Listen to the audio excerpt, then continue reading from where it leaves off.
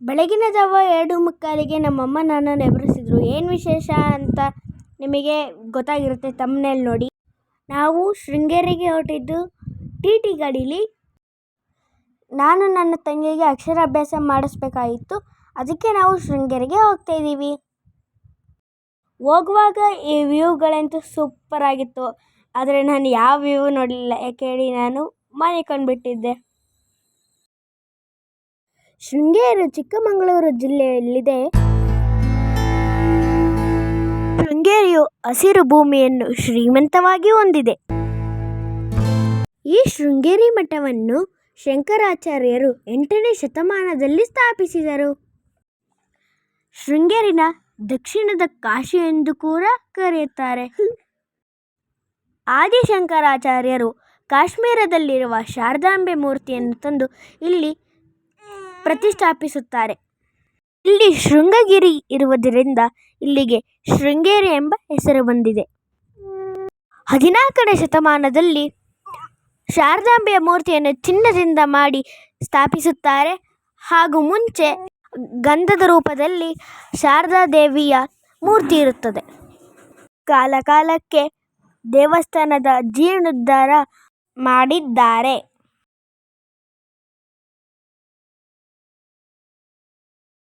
Hi ದೇವ್ರೆ, ಎಲ್ಲರೂ ಹೇಗಿದ್ದೀರಾ? ನಾನಂತೂ ಸೂಪರ್ ಆಗಿದ್ದೀನಿ, ನೀವು ಸೂಪರ್ ಆಗಿರಂತ ಅಂದ್ಕೊಂಡಿದ್ದೀನಿ. ನಾವಿವತ್ತು ಬಂದಿರೋದು ಶೃಂಗೇರಿ ಶಾರದಾಂಬಾ ದೇವಸ್ಥಾನಕ್ಕೆ.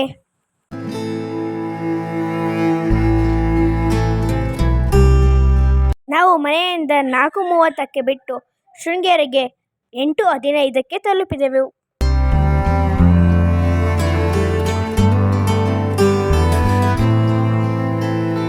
ನಾನು ಚಿಕ್ಕವನಿದ್ದಾಗ ಕೂಡ ನನಗೆ ಅಕ್ಷರಾಭ್ಯಾಸ ಮಾಡಿಸಿದ್ರು. ಇವಾಗ ನನ್ನ ತಂಗಿಗೆ ಅಕ್ಷರಾಭ್ಯಾಸ ಮಾಡಿಸುತ್ತಿದ್ದಾರೆ. ನನ್ನ ತಂಗಿಗೆ ಅಕ್ಷರಾಭ್ಯಾಸ ಮಾಡೋಕ್ಕೆ ನಾವು ಇಲ್ಲಿಗೆ ಬಂದಿದ್ದೀವಿ.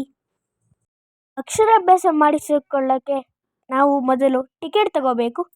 ನಮ್ಮ ಪಪ್ಪ 500 ರೂಪೀಸ್ ಕೊಟ್ಟು ಟಿಕೆಟ್ ತಗೋತಾ ಇದ್ದಾರೆ.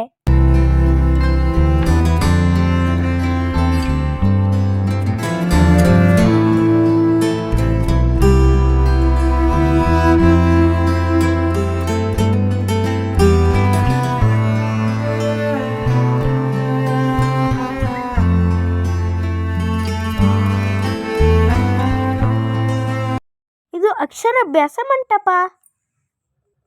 ನನಗೆ ಅಕ್ಷರಾಭ್ಯಾಸ ಮಾಡಿಸಿದಾಗ ಜನ ಇರಲಿಲ್ವಂತೆ. ಇವಾಗಂತೂ ರಶ್.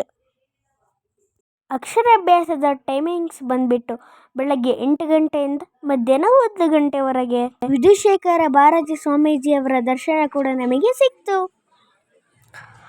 ಶಾಲೆಗೆ ಹೋಗುವ ಮುನ್ನ ನಾವು ಅಕ್ಷರಾಭ್ಯಾಸ ಮಾಡಿದರೆ ತುಂಬ ಒಳ್ಳೆಯದು. ನನ್ನ ತಂಗಿ ಈ ಬಾರಿ ಶಾಲೆಗೆ ಹೋಗುವುದರಿಂದ ನಾವು ನನ್ನ ತಂಗಿಗೆ ಅಕ್ಷರಾಭ್ಯಾಸ ಮಾಡಿಸಿದ್ವಿ. ಇದು ಅಕ್ಷರಾಭ್ಯಾಸ ನಡೆಯುವ ಸ್ಥಳ. ಇಲ್ಲಿ ಅಪ್ಪ ಅಮ್ಮ ಮಗು ಹೋಗಬೇಕು. 500 ರೂಪೀಸ್ ಕೊಟ್ಟರೆ ಅವರೇ ಸ್ಲೇಟು, ಬಲ್ಪ, ಅಕ್ಕಿ, ಅರಿಶಿಣದ ಕೊಂಬು ಅವರೇ ಕೊಡ್ತಾರೆ. ಶ್ರೀ ಗುರುಭ್ಯೋ ನಮಃ, ಶ್ರೀ ಶಾರದಾ ನಮಃ, ಶ್ರೀ ಸರಸ್ವತಿ ನಮಃ. ನಂತರ ಆ ಇ ಬರೆಸುತ್ತಾರೆ.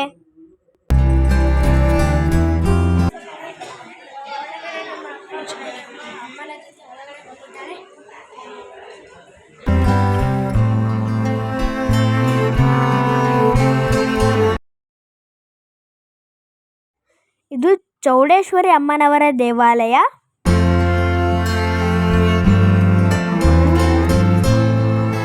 ಗರುಡ ದೇವಾಲಯ, ಜನಾರ್ದನ ಸ್ವಾಮಿ ದೇವಾಲಯ ಹಾಗೂ ಆಂಜನೇಯ ಸ್ವಾಮಿ ದೇವಾಲಯವನ್ನು ಇಲ್ಲಿ ನಿರ್ಮಿಸಿದ್ದಾರೆ.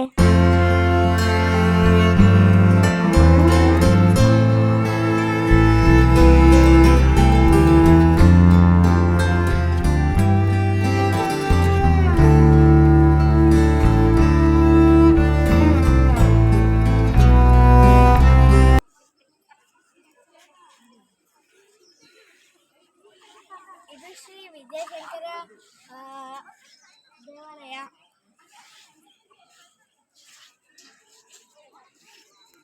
ಸುತ್ತಲೂ ಪ್ರಕೃತಿಯ ಸೌಂದರ್ಯ ನೋಡಕ್ಕೆ ಕಣ್ಣಿಗೆ ಆನಂದ.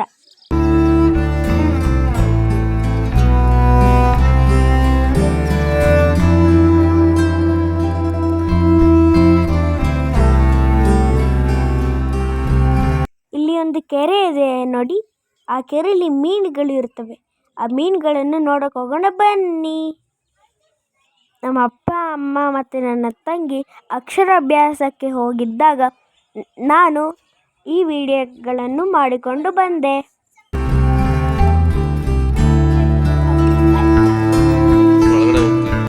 ಈ ದೇವಸ್ಥಾನಕ್ಕೆ ನಮ್ಮ ಫ್ಯಾಮಿಲಿ ಪೂರ್ತಿ ಬಂದಿದ್ವಿ. ನಮ್ಮ ಮುತ್ತಜ್ಜಿ, ಅಜ್ಜಿ, ದೊಡ್ಡಜ್ಜಿ, ಚಿಕ್ಕಜ್ಜಿ, ಮಾವ, ಅತ್ತೆ, ಅಮ್ಮ, ಅಪ್ಪ, ತಾತ, ಅಣ್ಣ, ತಂಗಿ ಎಲ್ಲರೂ ಕೂಡ ಬಂದಿದ್ವಿ.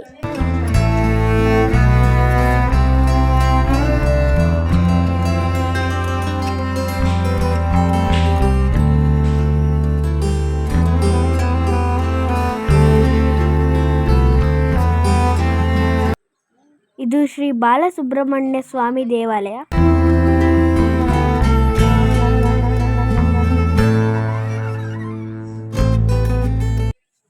ನೋಡಿ, ನಾನು ಪುಟ್ಟ ಪಾಪನ ಎತ್ಕೊಂಡಿದ್ದೀನಿ.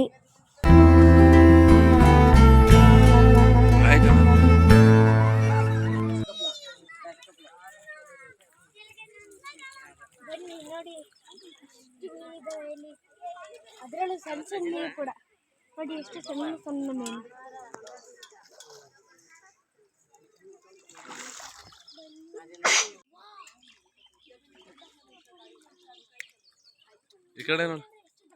ತುಂಗಾ ನದಿಯ ದಡದಲ್ಲಿ ಗರ್ಭಿಣಿ ಕಪ್ಪೆಯನ್ನು ತುಂಬ ಬಿಸಿಲಿನಿಂದ ರಕ್ಷಿಸಲು ಒಂದು ಹಾವು ಎಡೆ ಹೊತ್ತು ನೆರಳಾಗಿ ಆ ಕಪ್ಪೆಯನ್ನು ರಕ್ಷಿಸಿತು. ಇದು ಇಲ್ಲಿನ ವಿಶೇಷತೆ. ಹಾಗೆ ಒಂಥರ ಶೃಂಗೇರಿಯ ವ್ಯೂವನ್ನು ನೋಡ್ಕೊಳ್ಳಿ.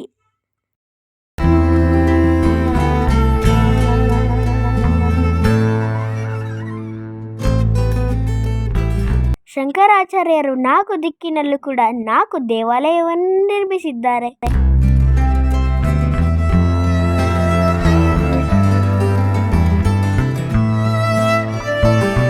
ಹೀಗಿತ್ತು ನನ್ನ ಶೃಂಗೇರಿಯ ಪ್ರವಾಸ. ಇಷ್ಟ ಆಗಿದ್ರೆ ಕಮೆಂಟ್ ಮಾಡಿ.